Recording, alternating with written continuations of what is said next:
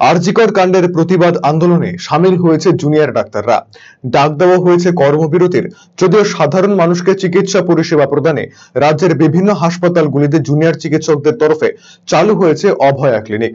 বৃহস্পতিবার উত্তর দিনাজপুর জেলার চাকুলিয়ায় জুনিয়র চিকিৎসকদের উদ্যোগে অভয়া ক্লিনিকের মাধ্যমে চিকিৎসা পরিষেবা প্রদান করা হয়। এদিন চাকুলিয়া ব্লক স্বাস্থ্য কেন্দ্র চত্বরে চিকিৎসা পরিষেবা দিলেন রায়গঞ্জ মেডিকেল কলেজের জুনিয়র চিকিৎসকেরা। বিভিন্ন বিভাগের বিশেষজ্ঞ সহ বেশ কয়েকজন জুনিয়র চিকিৎসক উপস্থিত গ্রামবাসীদের চিকিৎসা পরিষেবা দেওয়ার পাশাপাশি প্রয়োজনীয় ওষুধপত্র তুলে দেন। আরজিকর কাণ্ডের সুবিচার এবং বিক্ষোভকারী জুনিয়র চিকিৎসকদের দাবি সম্পর্কে ব্যানারের মাধ্যমে অবহিত করা হয় এলাকাবাসীদের। আমরা চাকুলিয়া হসপিটালে আসছি।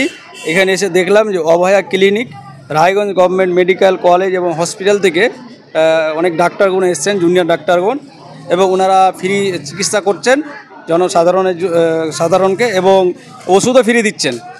আমাদের দেখে খুব ভালো লাগলো, কারণ এখন ডাক্তারগণ আরজিকর মেডিকেল কলেজে যে ধরনের জঘন্য রেপ করে হত্যা করা হয়েছে, তার প্রতিবাদে সারা পশ্চিমবঙ্গ শহর চাকুলিয়াবাসীও অনেকবার তার বিরোধিতা করেছেন। আমরাও তার বিরোধিতাতে আছি যে যিনি এই ধরনের রেপ কাজ করেছেন তাকে যেন ফাঁসি দেওয়া হোক, এবং এই ছাড়া এই ধরনের এমনভাবে ফাঁসি দেওয়া হোক যেন অন্য যেন ঘটনা আর না ঘটে।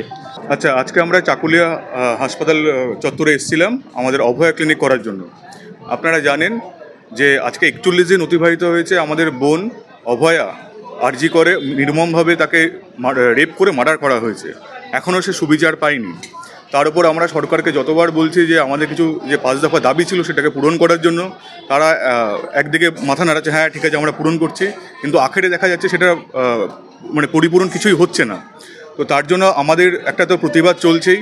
কলকাতার দিকে যেরকম সবাই মিলে ধর্ণা মঞ্চে বসে আছে, আমরা তো সেখানে পৌঁছাতে পারছি না। তাই আমরা আমাদের মতো করে বিভিন্ন রায়গঞ্জ এবং তার আশেপাশের বিভিন্ন গ্রামে পৌঁছে যাচ্ছি, যেখানে আমরা এই অভয়া ক্লিনিক করে আমাদের প্রতিবাদ জানাচ্ছি। সাথে গিয়ে আমাদের বোনের স্মৃতির উদ্দেশ্যে সে যাতে সুবিচার পায় সেটাও চাইছি, এবং চাইছি যাতে সাধারণ মানুষ আমাদের পাশে থাকে এই লড়াইতে।